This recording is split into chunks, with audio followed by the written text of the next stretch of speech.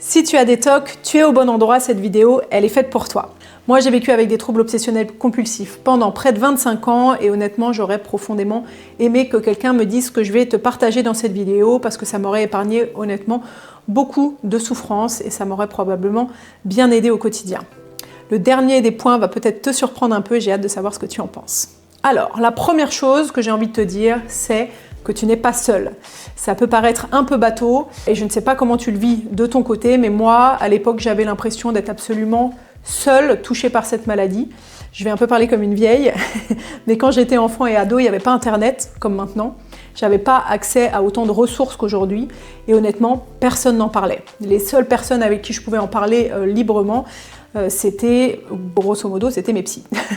Même mon entourage, pour ceux qui savaient, sont passés complètement à côté de la souffrance abyssale dans laquelle je me trouvais. Je trouve vraiment que les troubles obsessionnels compulsifs, c'est une maladie qui peut isoler.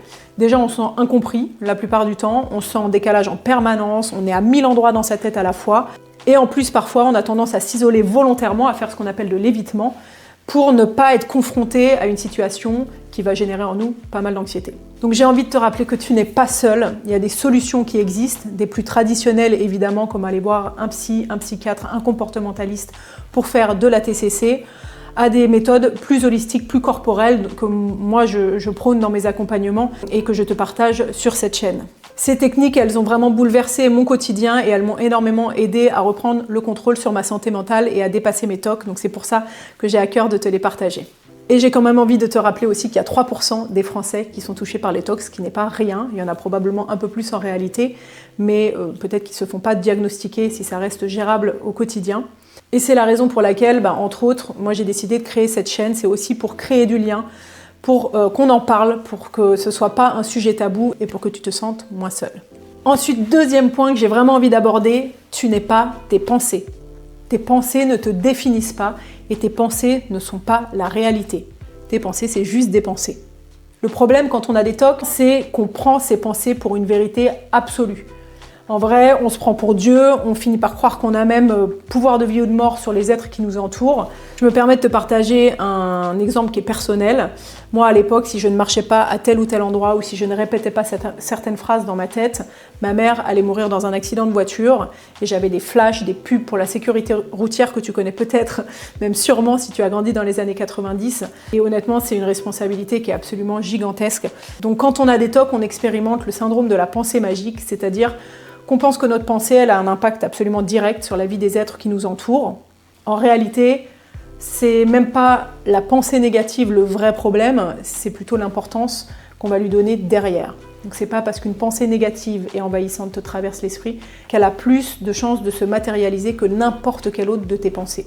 Alors évidemment, ça dépend de la gravité de ton TOC et évidemment quand on est dans une crise compulsive, c'est bien plus facile à dire qu'à faire. Je trouve ça important de te le rappeler, même si peut-être que tu n'en es pas du tout là dans ton cheminement personnel par rapport au TOC. Mais voilà, j'ai envie de te rappeler que c'est une possibilité et que du mieux-être est possible. Avoir des TOC ne fait pas de toi une mauvaise personne ni une personne moins intelligente, bien au contraire. Il n'y a pas de fausses promesses sur cette chaîne, mais je suis convaincue qu'ensemble, en parlant et en prenant soin de notre santé mentale, un mieux-être est possible et j'en suis absolument convaincue et j'en suis la preuve également. Troisième point, tu n'es pas fou, tu n'es pas folle. Alors j'en conviens, les TOC font partie des troubles psychiques ou des troubles psychiatriques. Donc inévitablement, le mot peut faire un peu peur. C'est pas une maladie très glamour, on se comprend, il n'y a aucune maladie qui est glamour évidemment. Mais c'est vrai que d'un point de vue complètement extérieur, c'est un trouble qui peut paraître un peu étrange, qui est facilement moqué en plus dans les émissions de télévision. J'ai vu des trucs aberrants quand j'étais plus jeune. Pour quelqu'un de complètement extérieur qui ne connaît pas les TOC ou qui n'est pas touché par la maladie directement ou indirectement, c'est vrai que répéter des actions comme ça, ça peut paraître un peu saugrenu. Sauf que la souffrance derrière, elle est absolument abyssale.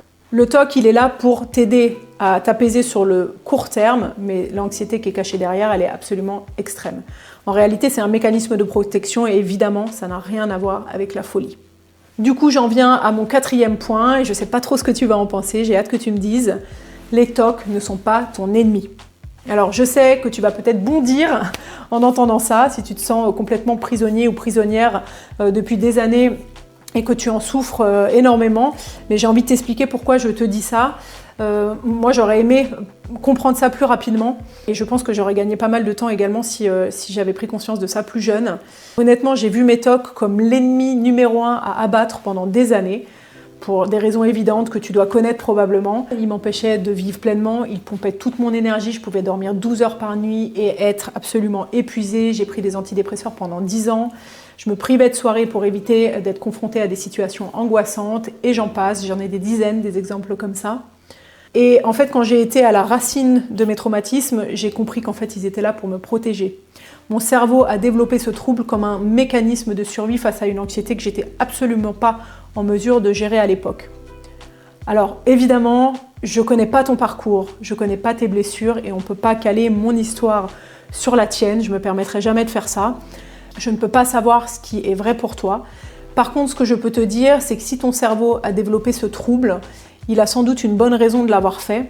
Et ce n'est pas pour t'ennuyer, même si évidemment au quotidien c'est extrêmement douloureux et extrêmement prenant, mais c'est possiblement, je pense, plutôt pour te protéger ou t'aider à un moment donné. En tout cas, de mon côté, quand j'ai pris conscience de ça, j'ai vraiment eu énormément de gratitude. J'ai été très très émue parce que j'avais été en lutte pendant tellement longtemps et j'avais jamais vu les choses sous cet angle, tout simplement. Donc j'ai été capable de remercier mon fonctionnement psychique, d'avoir géré du mieux qu'il a pu, même si on est d'accord, une autre solution aurait été sympa aussi. Mais voilà, j'avais envie de te partager ça et j'espère que tu pourras l'expérimenter un jour. Voilà, j'espère que cette vidéo t'aura apporté au moins un petit quelque chose. N'hésite pas à me le faire savoir en commentaire, ton retour il est précieux pour moi. Et j'ai envie de te dire aussi que si tu souhaites échanger, si tu en ressens le besoin, n'hésite pas à me laisser un petit message. Je serai ravie de pouvoir te lire et de pouvoir échanger avec toi. Très belle suite de journée et à très bientôt.